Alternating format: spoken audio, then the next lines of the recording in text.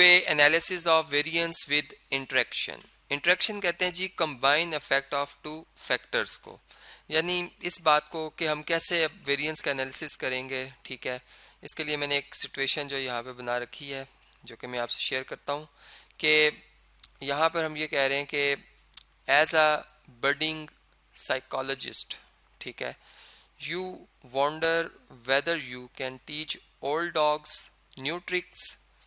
So you go to the pound and adopt 15 old dogs and 15 puppies. Then you attempt to teach each of the 30 dogs one of the standard dog tricks: sit, stay, and roll over. Teaching only one trick to each dog, you keep a record of how many dogs it takes before they learn the tricks. The result of your experiment are listed in the table below. Use that data to conduct a two-way analysis of variance to determine if old dogs can learn new tricks. देखिए types of tricks जो है हमारे पास seat है, एक shake है और एक roll over है। ठीक है, ये 3 ट्रिक्स हैं जो कि हम देख रहे हैं ओल्ड डॉग्स में भी और पपीज़ में भी। ठीक है, अब इनकी जो वैल्यूज़ हैं वो आप इन सेल्स में जो 6 सेल्स हमें गिवन है इनमें आप देख सकते हैं। ठीक है, तो देखिए इसके लिए जो मैं नल हाइपोथेसिस बनाऊंगा और जो अल्टरनेट हाइपोथेसिस बनाऊंगा वो उसकी कैसे फॉर्मेशन होगी वो सबसे पहले मैं आपसे स्क्रीन पे शेयर करता हूँ। ठीक है, इन देखें सबसे पहले रोज के हवाले से मैं बात कर रहा हूँ।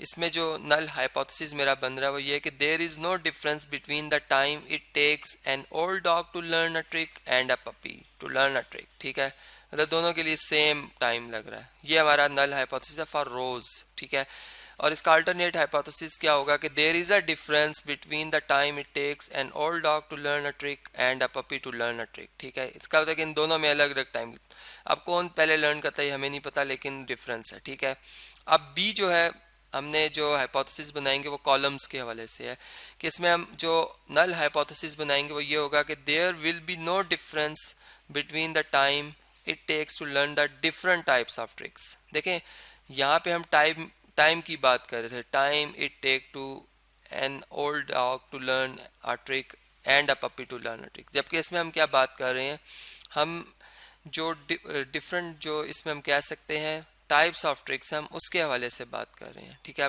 अब टाइप्स के ऊपर हम बात कर रहे हैं। ठीक है, तो इसका जो अल्टरनेट हाइपोथेसिस होगा क्या होगा जी कि there will be a difference between the time it takes to learn the different types of tricks. ठीक है, जबकि जो सी हमारे पास है हाइपोथेसिस बन सकता है वो इंटरेक्शन का है। इंटरेक्शन जैसे मैंने बताया था कि कंबाइन इफेक्ट ऑफ 2 फैक्टर्स, तो इसमें हमने 2 फैक्टर्स रखे हुए हैं, टाइम और एक डिफरेंट जो टाइप्स ऑफ ट्रिक्स की बात कर रहे हैं। ठीक है, तो इंटरेक्शन के हवाले से हम कहेंगे देयर इज़ नो इंटरेक्शन, इसका नल हाइपोथेसिस होगा, जबकि अल्टरनेट हाइपोथेसिस ये होगा कि देयर इज़ एन इंटरेक्शन। ठीक है, अगर आप एक दफ़ा फिर डेटा को देख लें तो इसमें हम यहाँ पर रोज के हवाले से जब बात करेंगे रो 1 रो 2, रो 1 में हमारे पास पपीज़ आ रहे हैं। ठीक है, रो 2 में हमारे पास ओल्ड डॉग्स आ रहे हैं। तो इसमें हम 2 तरह से बात कर रहे हैं। ठीक है, कि जो हमने रोज़ के हवाले से बनाया उसमें हम कह रहे हैं कि जो टाइम वो टेक टेक मतलब या टाइम जो वो ले रहे हैं कंज्यूम कर रहे हैं। ठीक है, जबकि जो कॉलम्स के हवाले से हम देख रहे हैं तो वो जो डिफरेंट टाइप्स ऑफ ट्रिक्स हैं उनको हम देख रहे हैं आपस में। ठीक है, इस हवाले से हम देख रहे हैं कि वो जो टाइम ले रही हैं। ठीक है, difference between the time it take to learn the different types of trick. ठीक है जी, कि ओल्ड डॉग और जो न्यू पपीज़ हैं वो सारे एक जैसा टाइम ले रहे हैं, हम इसकी बात कर रहे हैं इसमें। ठीक है, तो ये तो एक तो पहली बात होगी कि हमने इस प्रॉब्लम को समझा। ठीक है, अब इसमें मैंने जो ये टेबल हमें गिवन था, ठीक है, इसमें तमाम जो भी वैल्यूज़ गिवन थी उनका सम मैंने किया, यानी अगर पहले कॉलम की बात की जाए, पहले सेल की बात की जाए तो उसमें जो सम बना है तमाम वैल्यूज़ का वो 9 बना है, जबकि उन्हीं वैल्यूज़ के स्क्वायर का सम 19 बना है, जबकि वो कुल वैल्यूज़ की तादाद थी 5, तो इनकी एवरेज आई है 1.8। ठीक है, इसी तरह ये आप कॉलम 2 कॉलम 3 4 5 6 ये देख सकते हैं, और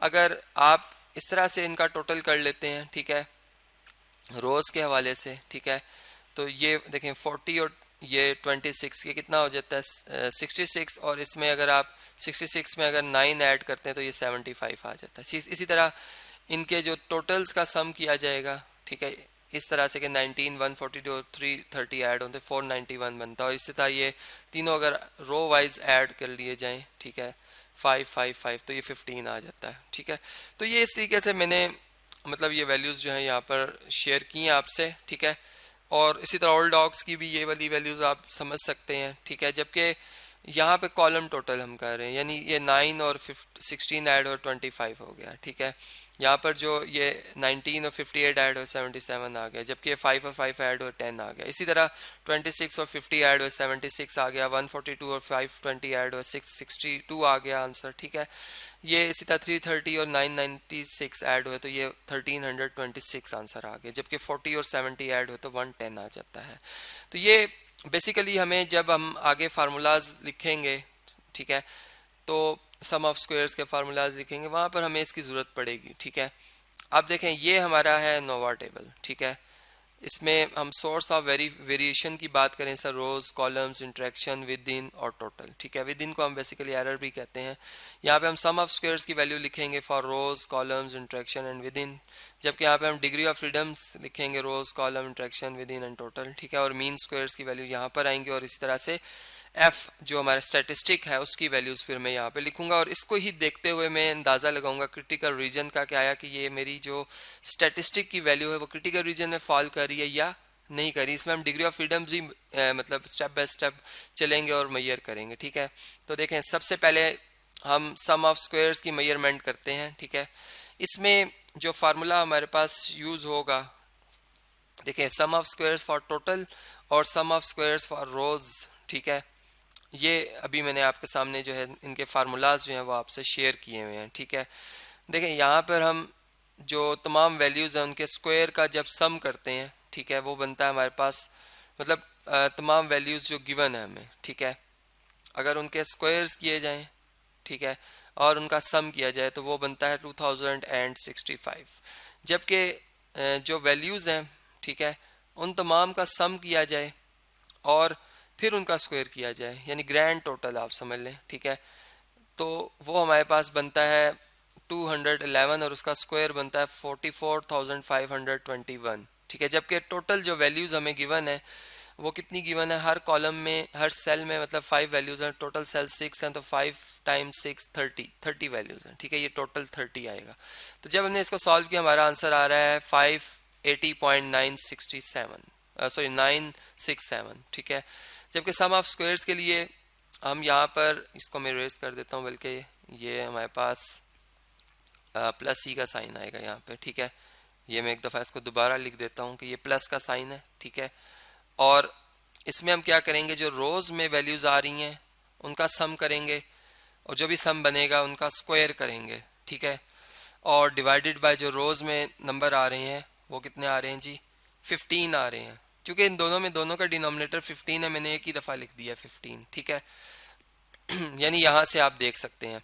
अब ये सम ऑफ जो हमारे पास रोज़ का आंसर आया हुआ है, अगर आप देखें 75 है, ये मैं आपसे स्क्रीन पे शेयर कर देता हूँ ये कैसे आया है। ठीक है, यहाँ पे अगर आप देखें ये 75 आपको अभी मैं यहाँ पर शेयर कर देता हूँ, ये बल्कि मैंने यहाँ पर सम किया था इसका। ठीक है, यहाँ से आपको बता देता हूँ, ये देखें ये 9, ये रोज़ का सम, ये 75, मैंने कहा था इस टेबल में हम इसको देखते हुए इस्तेमाल करेंगे। ठीक है, तो ये 75 यहाँ से मैंने देख के लिखा है। ठीक है, तो ये वैल्यू आपको यहाँ पर लिखी हुई दिखाई दे रही 75 का स्क्वायर। इसी तरह जो सेकंड रो है उसमें जो वैल्यूज़ आई उनका सम बना था 136 और उसका स्क्वायर, और डिवाइडेड बाय जो 15 है। जबकि यहाँ पर जो टोटल वैल्यूज़ आई थी जैसे मैंने यहाँ भी आपको बताई थी, ठीक है, ग्रैंड टोटल जो आया हुआ हमारा वो 211 है, उसका स्क्वायर और डिवाइडेड बाय 30, ये मैंने एज इट इज़ यहाँ पे लिख दी है। ठीक है, तो ये सॉल्व करने के बाद जो हमारे पास जवाब आया है